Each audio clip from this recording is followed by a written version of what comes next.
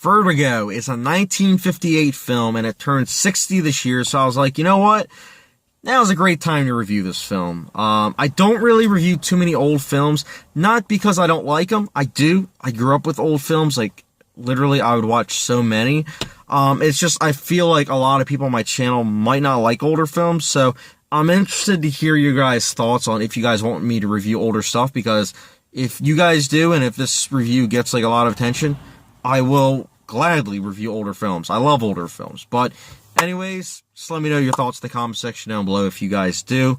Anyways, let me get into the premise of Vertigo. For those of you that don't know, Vertigo follows the story of Scotty. He is a detective who one day he tracks down this guy and he almost gets killed, and almost getting killed, he experiences someone falling off a building. And once that happens, he looks down and boom, he gets scared of heights. And in being scared of heights, it affects his job, because you don't think about it too often, but there are a lot of places where there are heights. And especially as a detective, it comes with a job. So he takes a break from that, and then he gets a call from a friend who needs a favor from him. And he's like, alright, why not? His friend needs him to follow his wife. It's nothing like his wife cheating or anything. It's, he thinks his wife turns into somebody. Like, literally a spirit takes over her body. And he wants him to he wants Scotty to track him down, track her down, my bad, to see if, in fact, she does get possessed by this spirit, and ensues a very interesting plot line. This is pure film noir, although it came out in 1958, so I guess it's technically considered neo-noir, but this is right up my alley. I love noir, but I will say this film, Vertigo, when I first saw this when I was 12 or 13, I hated this film. Mostly because of the ending, which is kind of ironic, because the ending, I think, really works. And I recently showed this to my girlfriend, and I kind of realized this film, the older I get and the more I watch this, I kind of have realized this is a film that is meant for, as you get older, you're able to appreciate it more, because there are so many things going on in this movie. So many. It's great to see the characters fully fleshed out, and that the romance and just the character interactions, they work so well, and it's perfect. There's nothing that the characters do or say that doesn't make sense, in my opinion. I also think the cinematography is luscious. It is well shot, too. You have that famous shot, it's literally called the Vertigo shot, where the camera moves in and the background goes out. It's incredible. Many movies since then have used that shot. Jaws, they use it in the famous shot of Brody seeing the water and seeing that, there's a shark in the water. It's a great shot.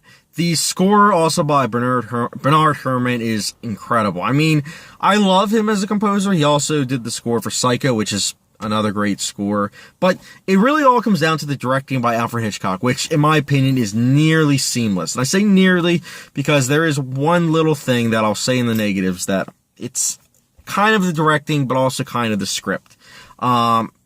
I think that Alfred Hitchcock's directing, for the most part, works kind of like the script. And like I said, I'll get into the negatives. It's only one negative, but for me, it's kind of, it kind of rubs me the wrong way.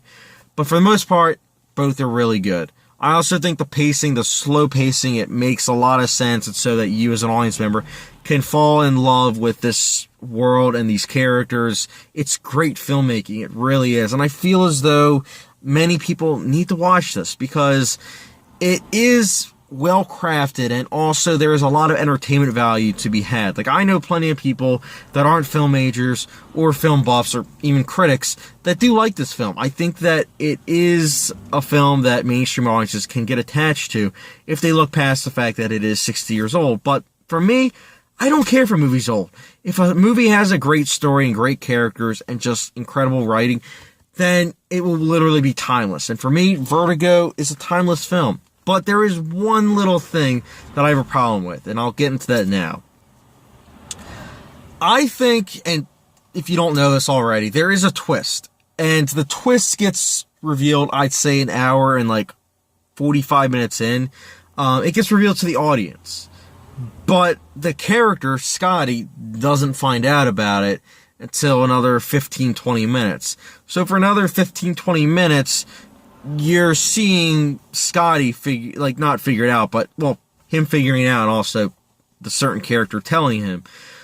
I don't like that, personally. It kind of reminds me of that movie Passengers with Jennifer Lawrence and Chris Pratt, where the director literally tells, and the scriptwriter literally tells the audiences right from the bat about Chris Pratt, awakening Jennifer Lawrence, and, then Jennifer Lawrence finding out an hour and a half later, and it's like, well, literally all the tension's blown from that. And, it's a minor complaint in Vertigo, because it's only 15, 20 minutes, but still, I would have easily given this a 5 out of 5 if the twist had been revealed towards the very, very end when Scotty's figuring it out, because that's the whole thing. I don't like it when a movie reveals a twist before the actual characters that we're following figure it out. You know what I'm saying? That is what's painful for me. And it's just a minor gripe, but at the same time, it stinks, because if that wasn't the case, this would easily be a 5 out of 5 masterpiece for me. But instead, you know what? I'll be giving Vertigo a 4.5 out of 5 star rating. I think it's a really good movie, and it does border between 4.5, 4.75. But in the end, I think a 4.5 is more fitting. And who knows? I might give it a 4.75 in the end of things. So, if you have seen Vertigo, though, guys, let me know your thoughts in the comment section down below, especially about the ending. I want to know if you guys feel as though the ending worked for you. I think the last scene worked, but that final 15 minutes, I think they could have revealed the twist a little bit later. So, anyways, also don't forget the subscription and notification bell, and catch you guys later.